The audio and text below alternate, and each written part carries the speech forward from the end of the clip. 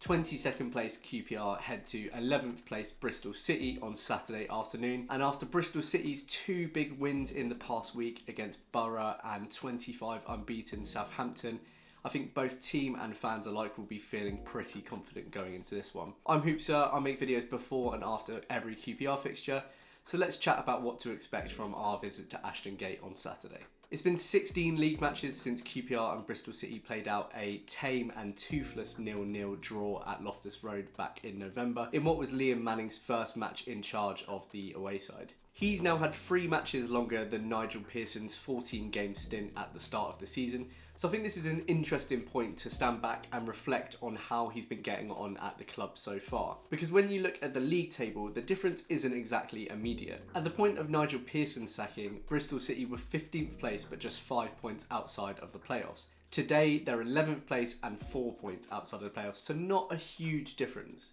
Manning's form has been pretty reasonable, with 6 wins, 5 draws and 6 losses, although until their 2 latest wins they did go a spell of 6 league matches without a victory. Nigel Pearson had a similar record before he departed, with 5 wins, 3 draws and 6 losses, so their records aren't a million miles away from one another. In terms of both goals scored and conceded, their records are pretty similar too, although Manning slightly edges it on both metrics. But there is more change here than meets the eye. For one, Liam Manning has shifted to a possession-based system, which is quite the contrast to the counter-attacking football that Nigel Pearson had Bristol City playing over the past couple of years. And the Robins faithful have already been treated to some FA Cup magic during Manning's time, with Tommy Conway's goal in each leg against West Ham causing a 3rd round upset. They nearly pulled it off again against Nottingham Forest, forcing them to 2 legs, but then losing narrowly 5-3 on penalties in the 2nd leg. There are signs of promise under Manning, a coach that's been brought in for his skills with developing youth, and youth does seem to be very much the focus, with Bristol City bringing in 6 players all under the age of 22 in January, bar from Scott Twine on loan from Burnley. Although Manning has displayed those positive signs in his short stint in charge so far, I think most Bristol City fans would have been looking to the future with excitement, especially with that FA Cup run now over and the club starting to gravitate towards mid-table as we approach the end of the season. But then in the past week, those 2 big scalps came along. First the 2-1 against Middlesbrough, and then the 3-1 win over 25 unbeaten Southampton. And that might have changed things because they're now just 4 points outside of the playoffs, albeit with 4 other teams vying for a playoff place above them too. So could they make a late run for it?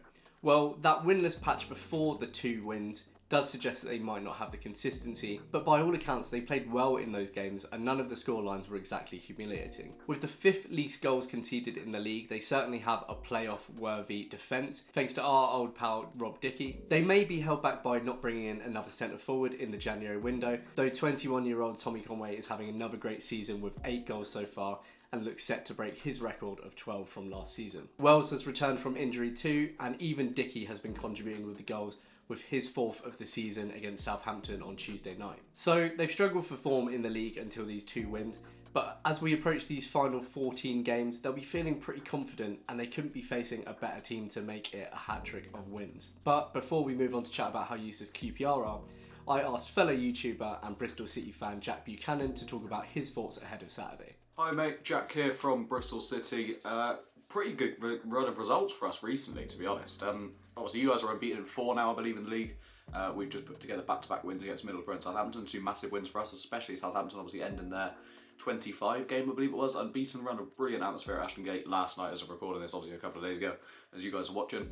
But yeah, I'm fairly confident going into this one. I'm not normally against QPR. We don't normally tend to beat you from kind of historic games that I can remember, at least at Ashton Gate. In the last few years, we tend to lose against you. I remember there was that was it Barbe scored a last minute winner against us a couple of years ago back. I think it was the year after COVID, and you beat us last season at Ashton Gate as well, I'm pretty sure. But yeah, my favourite memory against QPR at Ashton Gate is actually Famara Jeju with a last minute penalty when we were on a brilliant run. Around this time in 2019, we went on a really, really good run. I think, what was that, 5 years ago now under Lee Johnson? Probably the year we should have got in the playoffs. But hopefully we can repeat that sort of result tonight or tomorrow. I'm not sure when this is going out. But yeah, I'm confident. I'm going to go for a 3-1 City win.